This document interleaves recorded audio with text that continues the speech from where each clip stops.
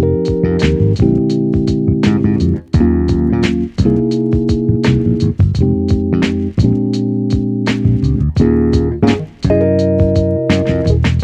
is up guys, it's Simon from your favourite YouTube channel, and in this video I want to break down a simple chord progression that gives that kind of R&B, neo-soul, gospel kind of sound.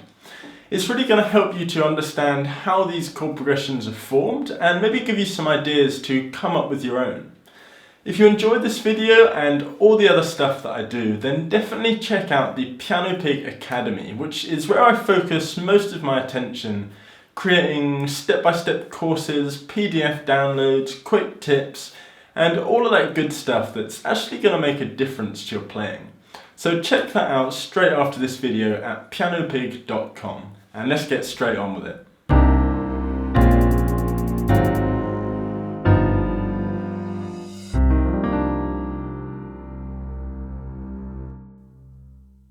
This chord progression only uses 4 chords, and we start with an F minor 9, which we can just play like this to begin with. The second chord is a B flat 7, and all we need to do to get there is move this note, the E flat, down by a half step.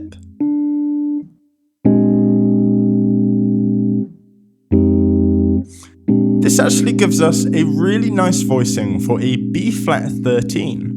I know I said the chord is a B flat 7, but we can still add more chord extensions on if we want, especially to dominant 7 chords.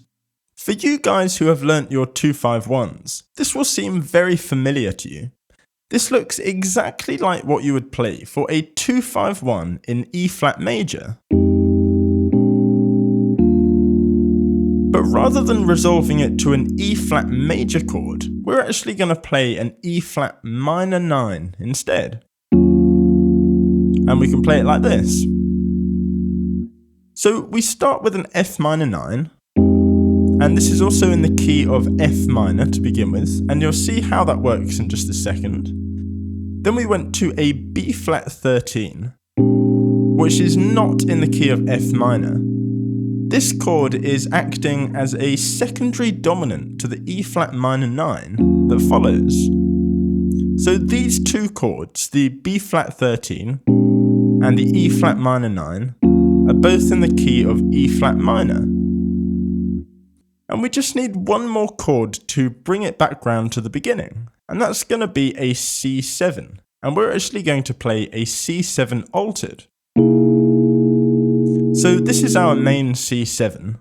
We've just got the root, flat 7 and 3rd, but we've also added a sharp 9 and a sharp 5. And C7 is the dominant 5 chord of F minor, so that brings us nicely back to the beginning. So with the key changes, the first and last chords are in the key of F minor, and the middle 2 chords are in the key of E flat minor. But that's enough talking about key signatures and modulations. If you want to know more about that, and maybe even see a video on how to improvise over this chord progression, let me know in the comments down below. But for now, I want to show you some cool variations of this chord progression and start jamming along to a backing track. So I recommend downloading the backing track to get the most out of this chord progression. You can either purchase it through the link below, or if you're a member of the PianoPig Academy, it's completely free, along with every other backing track I've ever made. So once you've downloaded that, we can get a groove going, and you can practice the basic voicings we've just learned. And then once you've done that, I'm going to show you some cool tips and tricks that will help you develop these kind of chord progressions and really take them to another level. So let's have a quick go with the backing track now, just playing what we've previously learned.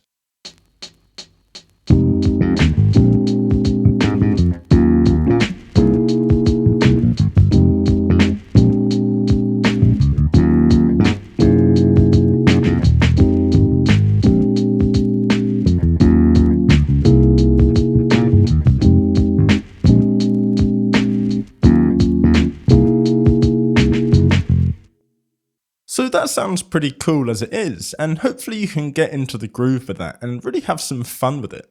What I want to do now is show you some ideas of how you can actually develop these kind of chord progressions. So the first thing you can do is go through each chord and come up with a few variations of each one, just a few different voicings or a few different inversions. So for our F minor 9, this is what we originally had, but we could play something like this. This is actually the chord from episode 4 of my series Chord of the Month. I'll put a link up of that up at the top, and you can learn all about this chord. It's an F minor 11, and it's really handy, especially in neo-soul R&B kind of chord progressions. So we can play this for the F minor 9 as a variation, and we can also use this exact same voicing for the E flat minor 9, and that would look like this. So for our F minor 9, we can either play what we originally had, or we can play this. And the same goes for our E flat minor 9. We can either play what we originally had, or we can play this. So that covers an extra variation for the F minor 9 and the E flat minor 9. But now let's look at the B flat dominant 7. We could play something like this. This voicing, if you want to know more about it, is from episode number 6 of Chord of the Month, so make sure you check that out. We've essentially just got the root, third, 7, and then we've got what's called an upper structure triad up here. So yeah, check out the episode of Chord of the Month if you want to learn more about this chord. And finally, a different variation for the C dominant 7 could be this. And this is from episode number 3 of Chord of the Month. You can see I'm trying to send you over to Chord of the Month. So let's quickly go through each one. For our F minor 9, we could play what we originally had, or we could play this. For our B flat 7, we could play what we originally had, or we could play this. For our E flat minor 9, we could play what we originally had, or we could play this. And for our C7, we could play what we originally had, the C7 altered, or we could play this. So now let's have another go with the backing track and mix up our voicings.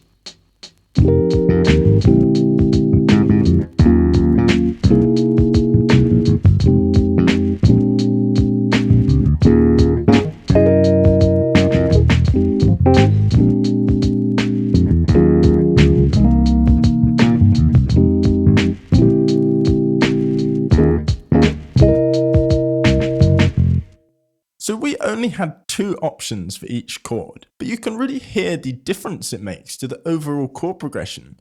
It just adds so much more interest and variation. You really want to spend some time with something like this and build up a huge collection of different voicings and different inversions.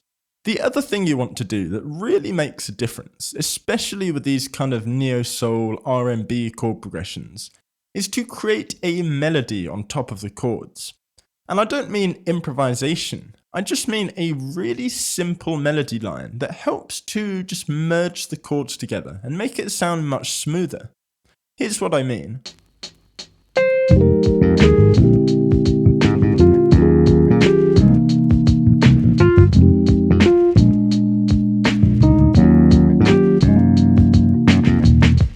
So did you hear that melody along the top? It was something like this.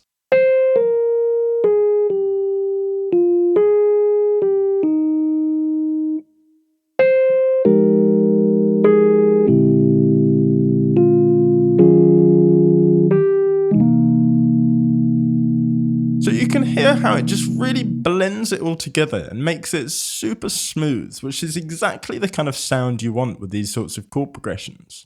The idea with this is to keep the melody as simple as possible. You really don't want to overcomplicate it, as that will take away from what you're trying to achieve. You just want a really simple melody line that just goes nicely on top of the chords and just helps to mesh them together and just make it really smooth.